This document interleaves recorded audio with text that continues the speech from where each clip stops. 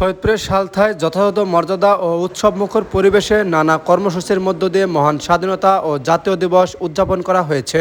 আজ বৃহস্পতিবার উপজেলা প্রশাসনের উদ্যোগে দিনব্যাপী এ কর্মসূচি পালন করা হয়। দিবসের সূচনায় সূর্যোদয়ের সঙ্গে সঙ্গে ৩১ বার তপধ্বনির মাধ্যমে দিনের কর্মসূচি শুরু হয়। পরে সালথা উপজেলা চত্বরে কেন্দ্রীয় শহীদ মিনারে পুষ্পস্তবক অর্পণের মাধ্যমে মহান মুক্তিযুদ্ধের শহীদদের প্রতি গভীর শ্রদ্ধা নিবেদন করা হয়।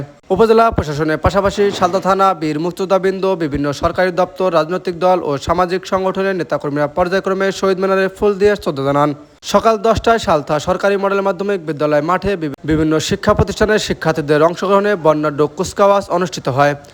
এ সময় শিক্ষার্থীরা শৃঙ্খলাবদ্ধভাবে মার্চ পাস্ট প্রদর্শন করে উপস্থিত দর্শকদের মুগ্ধ করে। পাশাপাশি মহান মুক্তিযুদ্ধ ভিত্তিক নাটিকা পরিবেশন করা হয়, যা দর্শকদের মধ্যে ব্যাপক সাড়া ফেলে।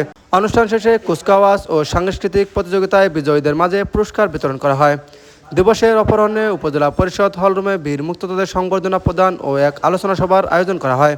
সভায় বক্তারা মহান মুক্তিযুদ্ধের চেতনা নতুন প্রজন্মের কাছে ছড়িয়ে দিতে এবং দেশের উন্নয়ন অগ্রযাত্রা অব্যাহত রাখতে সকলকে ঐক্যবদ্ধভাবে কাজ করার আহ্বান জানান। এ সময় উপজেলা নির্বাহী কর্মকর্তা মোহাম্মদ দবির উদ্দিনের সভাপতিত্বে অনুষ্ঠানে উপস্থিত ছিলেন উপজেলা সহকারী কমিশনার ভূমি মামুন সরকার, সালথা থানার অফিসার ইনচার্জ মোহাম্মদ বাবলুর রহমান খান, উপজেলা বিএনপির সাবেক সভাপতি মোহাম্মদ সিদ্দিকুর রহমান তালুকদার, সাবেক উপজেলা পরিষদের চেয়ারম্যান ওয়াহিদুজ্জামান, সাবেক ভাইস চেয়ারম্যান আসাদ মাতুব্বর, উপজেলা বিএনপির সহসভাপতি শাহিন মাতুব্বর, যুগ্ম সাধারণ সম্পাদক খায়রুল পেশার আজাদ সহ বিভিন্ন শ্রেণী পেশার মানুষ।